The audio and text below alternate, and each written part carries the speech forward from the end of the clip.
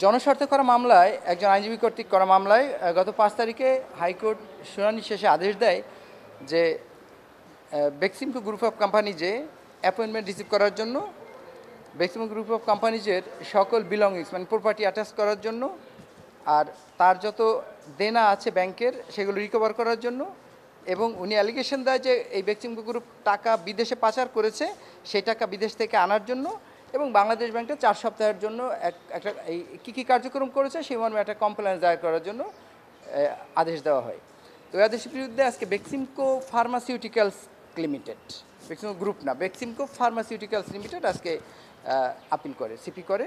সেখানে শুনানি শেষে কোর্ট কোনো স্টে আদেশ দেয়নি। ২৮ অক্টোবর ২৮/১০/২০২৪ তারিখে ফুল কোর্টে শুনানির জন্য এই সিপিটা রেফার করেছে চেম্বার আদালত। তো সেই ক্ষেত্রে আমার আসলে বাংলাদেশ ব্যাংক এখানে পার্টি হয়, মূলত পার্টি হয় বা বাংলাদেশ ব্যাংক কনসার্ন হয় হলো বাংলাদেশ ব্যাংককে কিছু ডাইরেকশন দিয়েছিল।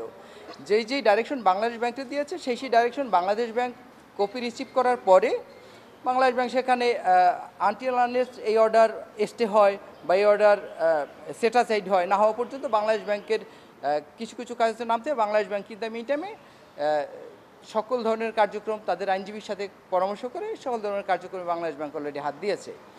তো একটা অভিযোগ উঠছে উঠেছে যে বাংলাদেশ ব্যাংক আসলে কি করতে পারে, সেটা বাংলাদেশ ব্যাংক করতে গিয়ে লিগ্যাল ডিফিকাল্টিস বা প্র্যাকটিক্যাল ডিফিকাল্টিস যেখানে আছে সেখানে বাংলাদেশ ব্যাংক প্রয়োজনে আবার কোর্টের দ্বারস্থ হবে। বাট বাংলাদেশ ব্যাংক এই আদেশে ক্ষুব্ধ হয়নি, বরং বাংলাদেশ ব্যাংক যতক্ষণ পর্যন্ত এই আদেশ চলমান আছে ততক্ষণ পর্যন্ত বাংলাদেশ ব্যাংক কমপ্লায়েন্স করার জন্য মোটামুটি সিদ্ধান্ত নিয়েছে এবং সেই মতো আইনজীবীদের সাথে পরামর্শ করে কার্যক্রম চালিয়ে যাচ্ছে। না, এখনও হয়েছে বলে আমার কাছে তথ্য নেই, বাট রিসিভার সহ অ্যাটাচমেন্ট সহ বা মানি ব্যাক করানো সহ বা আরও যে আদেশ আছে সব কিছুর জন্যই বাংলাদেশ ব্যাংক সামগ্রিকভাবে তাদের করণীয় ঠিক করতেছে এবং সেই মর্মে তারা কাজ চালিয়ে যাচ্ছে। এখনও রিসিভার হয়েছে মর্মে আমার কাছে কোনো তথ্য নেই।